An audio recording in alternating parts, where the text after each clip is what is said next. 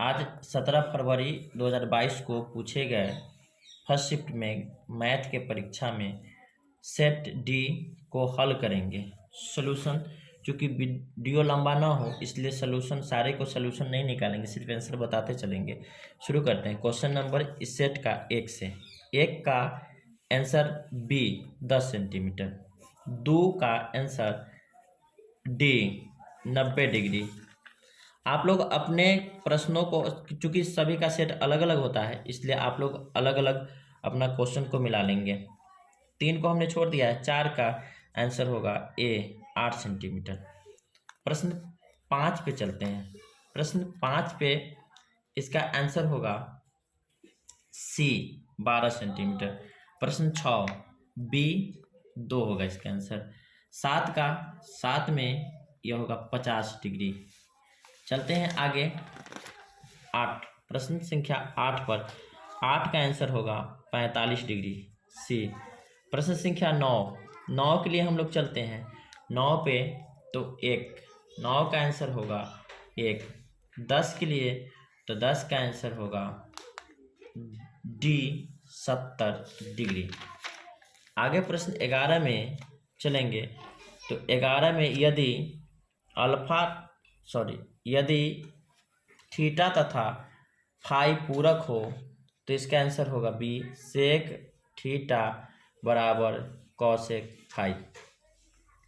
12 का आंसर होगा 1 बी। 13 को हमने यहाँ बगल में हल करके दिया है, आप लोग इसको पुश करके और मिला लीजिएगा। अब वीडियो को रोक के इसका आंसर होगा बी सेक स्क्वायर थीटा। 14 का आंसर सी 2। 15, प्रश्न 15 का आंसर 5 बी। 16 का आंसर सी 1/2। 17 को हमने यहाँ पे हल किया है, आप लोग इसको वीडियो को रोक के आप इसके हल को देख सकते हैं। आंसर होगा B/A बी। 18 का आंसर 30 डिग्री। चलते हैं आगे के प्रश्न 20 पे। 20 का आंसर 1। 21 64 के अभाज्य गुणनखंड में 2 का घातांक पूछ रहा है, तो यहाँ पे हम लोग गुणनखंड इसका कर देंगे अभाज्य गुणनखंड। फिर यहाँ पे लिखेंगे कि चूंकि 2 का घात 6 है तो यहाँ पे लिखेंगे 6। आगे के प्रश्नों में यहाँ से क्या कर दिया है कि संख्या दे दिया पी और क्यू, तो होता है कि दो संख्याओं का गुणनफल बराबर लसअ गुने मसअ, तो 2 संख्या आ जाएगा। संख्या आपका है पी और क्यू, तो पी गुने क्यू। 23 के आंसर लिखेंगे पूर्ण। किसी भी बहुपद का घात जो होता है वो पूर्ण संख्या होता है। आगे चलते हैं क्वेश्चन नंबर 26 पे। 26 का आंसर होगा आपका डी। 27 का दोनों चूंकि हल करने पे ऋणात्मक पद प्राप्त होता है -5 और -8, इसलिए इसका होगा दोनों ऋणात्मक। चलते हैं अगला प्रश्न 28 पे। 28 में यदि बहुपद 2x² + 5x + के शून्यांक एक दूसरे के व्युत्क्रम हो तो हल करने पर हमें k का मान प्राप्त होता है -2। 29 में प्रश्नों में कहता है कि px = x² + 5x = -12, तो यहाँ पे x के जगह पे 1 मान रखने पर हल करने पर -6 प्राप्त होता है सी। चलते हैं अगले प्रश्न 30 पे। 30 और 31 हमने छोड़ दिया है, आप लोग देखिए कोशिश करके या कमेंट सेक्शन में आप लोग बताइएगा कि इसका आंसर क्या होगा। हमने बनाया 32 का आंसर होगा हल करने पर 3 सेंटीमीटर त्रिज्या वाले गोले का आयतन, तो गोले का आयतन होता है 4/3 पाई r³ 36 पाई सेंटीमीटर क्यूब। 33 का आंसर वृत्त के परिधि दे रखा है तो त्रिज्या पहले ज्ञात कर लेंगे फिर क्षेत्रफल 25 पाई सेंटीमीटर स्क्वायर। 34 में एक घनाभ की लंबाई चौड़ाई ऊंचाई दे रखा है तो विकर्ण बराबर सूत्र होता है √अंडर लंबाई स्क्वायर प्लस चौड़ाई स्क्वायर प्लस ऊंचाई स्क्वायर, वर्ग करके और जब इसका वर्गमूल निकालेंगे हम लोग तो आता है 5√5 सेंटीमीटर। यह है 34 का आंसर। चलते हैं इसके आगे। 35 का आंसर 176/7। 36 का आंसर होगा डी 3/2। प्रायिकता का न्यूनतम मान 1 होता है, बी। एक पासे में फेंका गया एक विषम संख्या आने की प्रायिकता ज्ञात करेंगे। चूंकि पासा पर 1 से 6 तक के अंक प्राप्त होता है, इसमें विषम संख्या 1, 3 और 5 है। कुल संभव परिणाम 6, ऐच्छिक परिणाम 3, तो प्रायिकता प्राप्त होगा हमें 3/6, काट के आएगा 1/2, अर्थात इसका आंसर होगा सी 1/2। यदि मैच जीतने की प्रायिकता 0.7 तो हारने की, तो 1 में से माइनस कर लेंगे, 1 में से जब माइनस करेंगे हम लोग तो 0.3, दशमलव को जब हटाएंगे तो 1 और 0 लिखेंगे, 3/10 आंसर हो गया सी। चलते हैं अगले प्रश्न 40। इसका आंसर हो चुकी काला रंग का बादशाह। तो किसी भी 52 पत्ती में काला रंग दो प्रकार के, एक काला पान और चीरी, तो 2 काले रंग का बादशाह होगा। तो क्या हो जाएगा 2/52, तो हो जाएगा 26, अर्थात 1/26 सी आंसर। 41 का डी 1। 42 चूँकि हमने नहीं बनाया है, आप लोग बना के इसको कमेंट सेक्शन में आप बताइएगा। 43 का ए।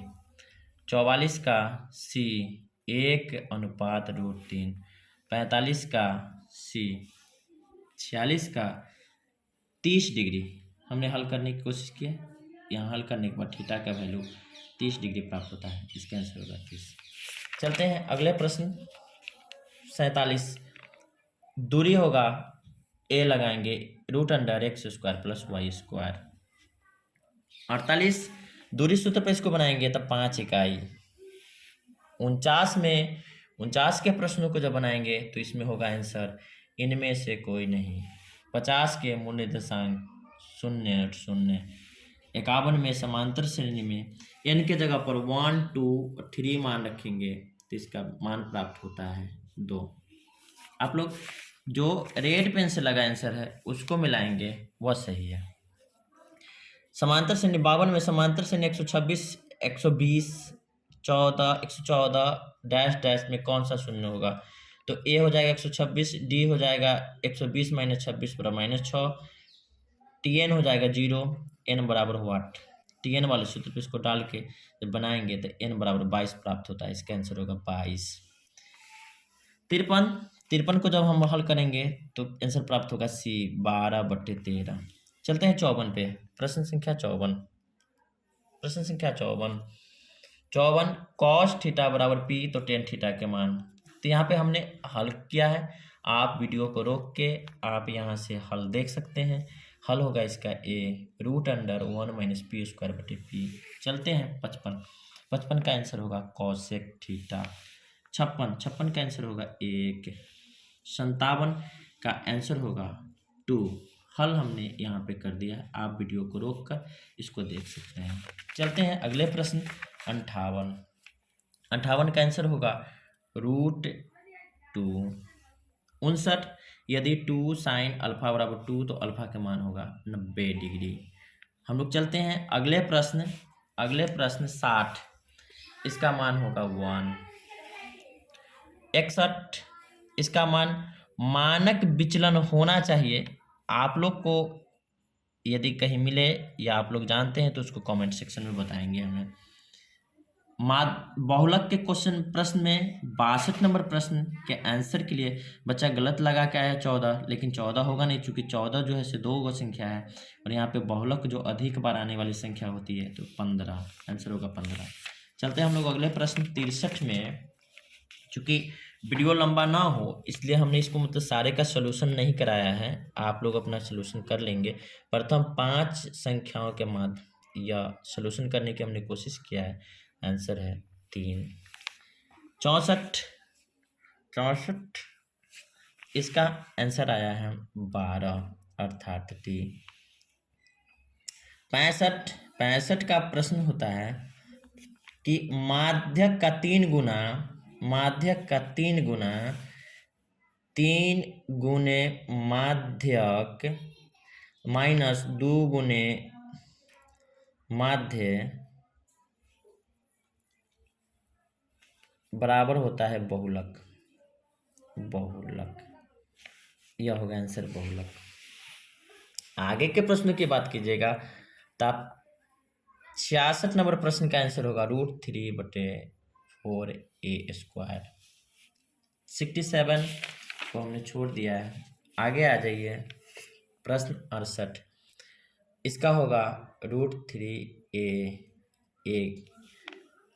69 का आंसर बी। यह शंकु के आयतन का सूत्र दे दिया है यहाँ पर। 70 का आंसर होगा 2:5। 71 का होगा 0। 72 1/8, चूंकि इसका होता है D बराबर T2 माइनस T1, 1/8 माइनस 0 बराबर 1/8। कितना आया? 1/8, इसका आंसर। 73 का आंसर, यह भी समांतर श्रेणी है, जहाँ n था वहाँ 1 मान रख दिए, तो प्रथम पद निकालने के लिए कह रहा है। यहाँ पे हमने सोल्यूशन बनाया है, आंसर होगा -2, ऑप्शन डी। 74 का ऑप्शन बी। 75 का यह सूत्र है, आप लोग केंद्रक का सूत्र देख सकते हैं, यह होगा डी। 76, इसको जब आप लोग नियामक ज्यामिति के त्रिभुज के क्षेत्रफल के सूत्र जब बनाएंगे इसको, तो प्राप्त होगा 0। यह पहले भुजा त्रिभुज के शीर्ष दे रखा है 0,4 0 0 3 0। आप दूरी सूत्र पर AB BC और AC का दूरी निकालेंगे और तीनों को जोड़ेंगे तो आपको प्राप्त होगा 12। 78 का त्रिभुज के क्षेत्रफल का सूत्र लगाएंगे, यह नियामक ज्यामिति का प्रश्न है, जब सूत्र लगाएंगे तो आपको प्राप्त होगा 8 वर्ग इकाई। चलते हैं आगे के प्रश्न 79।